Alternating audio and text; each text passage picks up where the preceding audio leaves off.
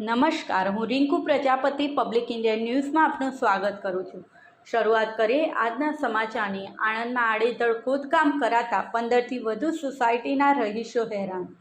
આણંદ શહેરમાં પ્રી મોન્સૂનની કામગીરી વચ્ચે જીઆઈડીસી વિભાગ દ્વારા ઈરમા રોડ સહિત જૂના કલેક્ટર બંગલોઝ વિસ્તારમાં ફેઝ 2 અંતર્ગત ગટર લાઇન નાખવાની કામગીરી ધીમી ગતિએ થઈ રહી છે, ત્યારે સમગ્ર વિસ્તારમાં 15થી વધુ સોસાયટીના માર્ગ પર પાઇપલાઇન નાખવા માટે ખોદકામ કામગીરી હાથ ધરાતા માર્ગ પર કાદવ કીચડનું સામ્રાજ્ય ફેલાઈ ગયું છે, જેના લીધે માર્ગ પર પસાર થતા 3000 વધુ રહીશોને હાલાકીનો ભોગ બની રહ્યા હોવાનું જણાવ્યું હતું।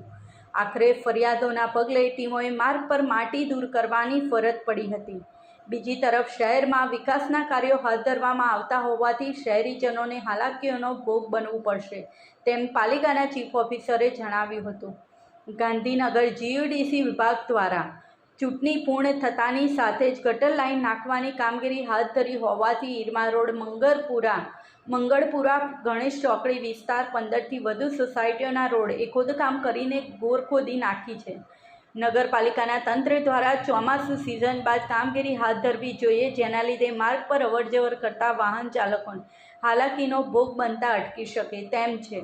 આમ આણંદ નગરપાલિકાના સત્તાધીશો દ્વારા નલ સે જલ યોજના બાદ ગટર લાઇનના નામે ખોદકામની કામગીરી હાથ ધરવામાં આવી રહી હોવાથી શહેરની ગોર ખોદી નાખવામાં આવી રહી હોવાથી હજારો રહીશો પાલિકા તંત્રથી તોબા પોકારી ઉઠ્યા છે। આ સાથે આજના સમાચારને અહીં સમાપ્ત કરીએ છીએ।